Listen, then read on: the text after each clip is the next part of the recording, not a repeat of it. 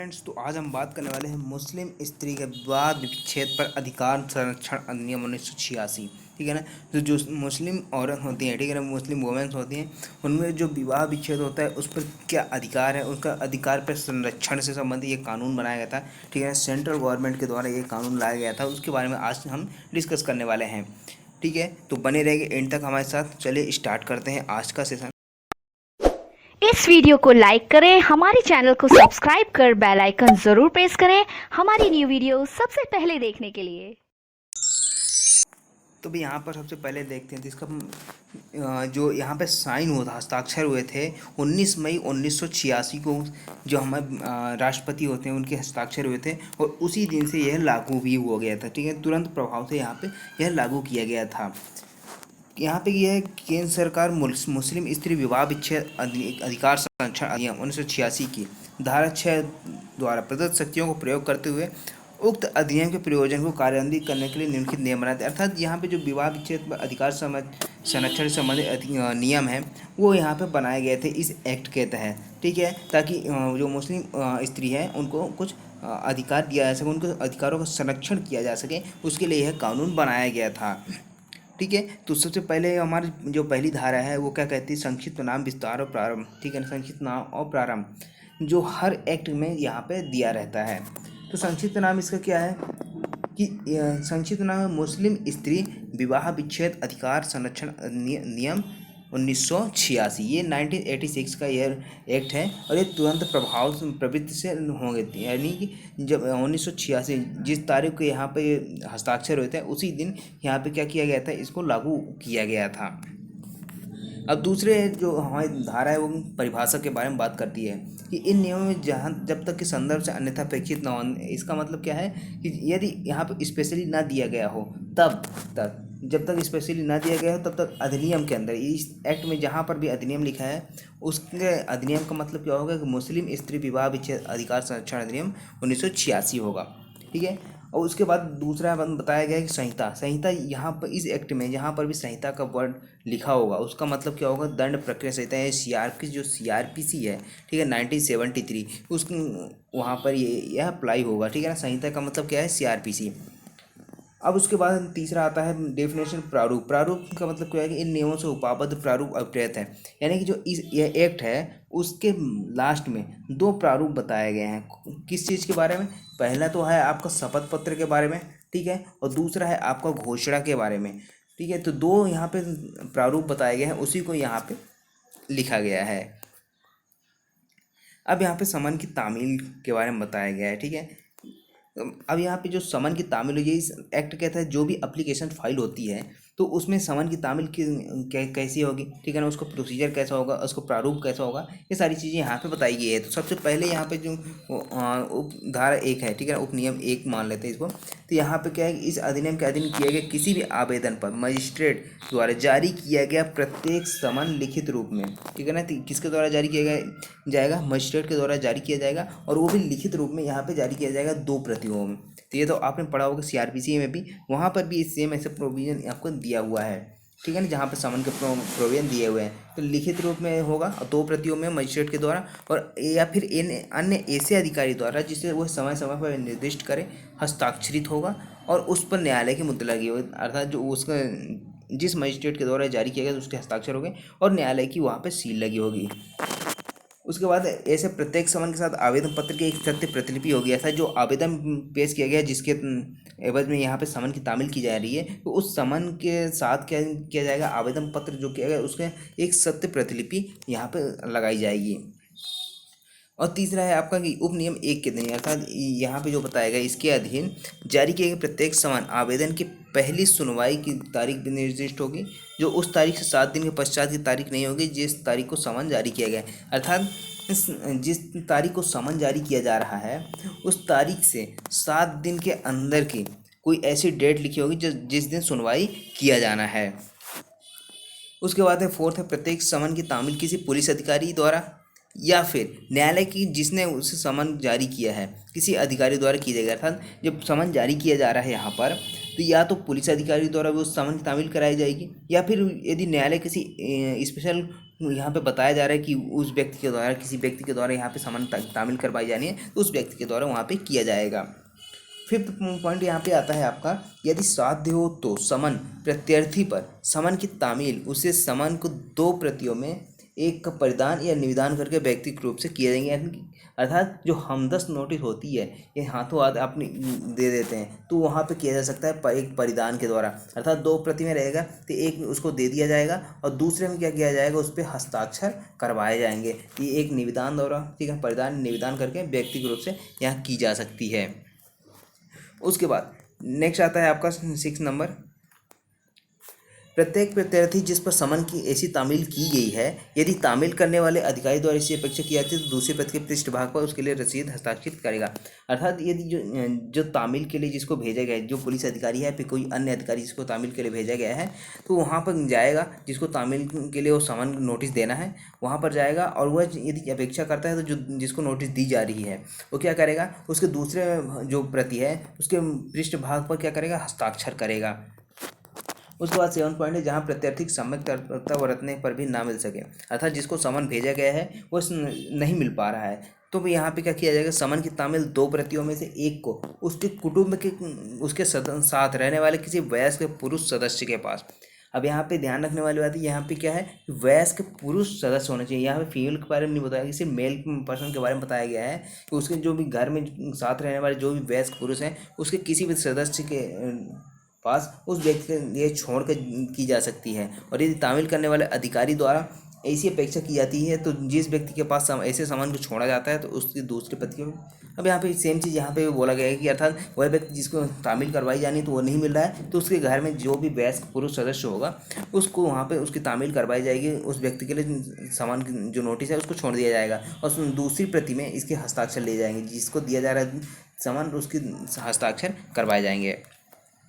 उसके बाद नेक्स्ट आता है आपका 8 पॉइंट, यदि उपनियम 5 या उपनियम 7 में उपबंधित रूप से तामील सम्यक तत्परता बरतने पर भी ना की जा सके तो तामील करने वाला अधिकारी समन की 2 प्रतियों में से एक को उसके गृह या वास स्थान के, जिसमें प्रत्यर्थी मामूली तौर पर निवास करता है, किसी सहायक दृश्य भाग में लगाएगा और तब न्यायालय ऐसी जांच करने के पश्चात जैसे वो ठीक समझे या घोषित कर सकता है कि सम्यक तामील हो गई है, या वह ऐसी रीत से तामील का आदेश दे सकते हैं जिसे उचित समझे। अर्थात यदि ऊपर भी जितने भी तरीके बताए गए हैं उसमें भी समन की तामील नहीं की जा सकती, तब वहाँ पर क्या किया जाएगा, उसके जो घर है जहाँ पे वो मामूली तौर पर निवास करता है, तो वहाँ पर क्या किया जाएगा, उस घर में जैसे 2 प्रतियों में यहाँ पे समन की तामील होती है तो एक प्रति क्या किया जाएगा, उसके घर के निवास स्थान पर बाहर चिपका दिया जाएगा ताकि वह आए तो वो पढ़ ले, या फिर जो भी उचित उसे ऐसा समझ में आता है तो वो कर सकता है। जब न्यायालय यह चाहता है कि उसके द्वारा जारी किए गए समन की तामील उसकी स्थानीय अधिकारिता के बाहर किसी स्थान में की जाए। अब यहाँ पे जो उसकी अधिकारिता है, जहाँ मान लीजिए इसमें इतनी अधिकारिता है ए नाम की कोर्ट की, अब यहाँ से बाहर के लिए यहाँ समन जारी करना है, यहाँ इस कोर्ट के अधिकारिता में, वहाँ पर क्या किया जाएगा, जब न्यायालय चाहता है कि उसमें तामील उसकी अधिकारिता के बाहर किसी स्थान में किया जाए तो मामूली तौर पर ऐसा समन 2 प्रति में उस मजिस्ट्रेट को भेजा गया जिसकी स्थानीय अधिकारिता के अंदर उसकी तामील की जाती है, प्रत्यर्थी निवास करता है। सेम यहाँ पे प्रोविजन बता दिया है CRPC का, ठीक है ना। तो यहाँ पे यदि इसके अधिकारिता के बाहर यहाँ पे भेजना है समन, तो यहाँ पे जो इसकी अधिकारिता में जो भी मजिस्ट्रेट हो तो वहाँ पर क्या किया जाएगा, उस मजिस्ट्रेट को भेज दिया जाएगा ताकि उसकी तामील करवाई जा सके यहाँ जहाँ पर प्रत्यर्थी निवास करता है। उसके बाद नेक्स्ट है आपका कि जब न्यायालय द्वारा जारी किए गए समन की तामील उसकी स्थानीय अधिकारिता के बाहर की गई है, तब ऐसे किसी मामले में जिसमें अधिकारी जिसने समन की तामील की है मामले की सुनवाई के समय उपस्थित नहीं है तो मजिस्ट्रेट के समक्ष किया गया तात्पर्य वह शपथ पत्र की ऐसी समन की तामील की गई है, समन की दूसरी प्रति जिसका उस व्यक्ति द्वारा जिसको समन प्रदत्त किया गया था, निवेदित किया गया था, जिसके पास वह छोड़ा जा सकता था, ठीक है, छोड़ा गया था।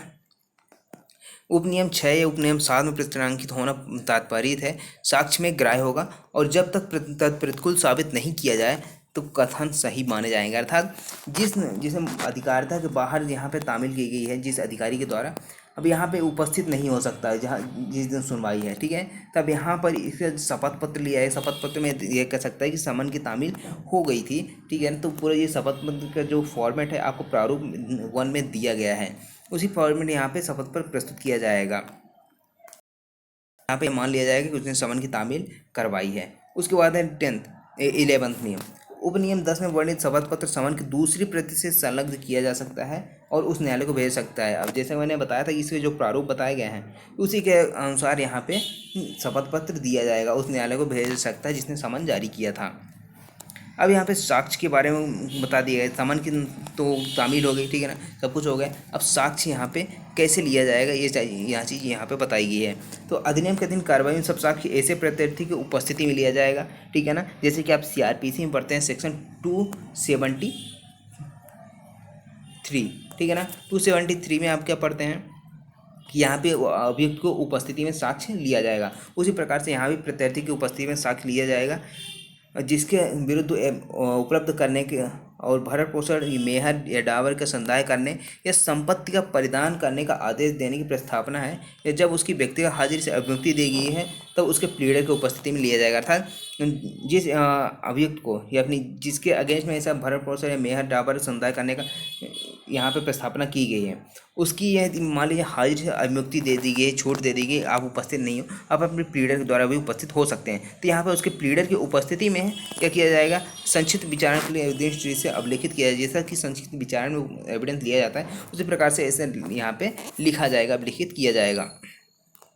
अब यहाँ पे एक प्रोवाइजो दिया गया है, परंतु यदि मजिस्ट्रेट का समाधान हो जाता है कि प्रत्यार्थी तामील से जानबूझ के बच रहा है, यानी कि जिसको तामील करने के लिए बोला गया था, यानी जिसको तामील करवाई जानी थी, सामान भेजना था, ठीक है ना, और जिसको नोटिस लेनी थी, तो वह क्या है, जानबूझकर तामील से बच रहा है या फिर न्यायालय में हाजिर होने में जानबूझकर उपेक्षा कर रहा है, तो वह मजिस्ट्रेट क्या कर सकता है, उस मामले को एक पक्षीय रूप से सुनने के लिए अवधारण करने के लिए अग्रसर हो सकता है, ठीक है। तो यहाँ पर ये एक्सपार्टी ऑर्डर भी किया जा सकता है कोर्ट के द्वारा, मजिस्ट्रेट के द्वारा।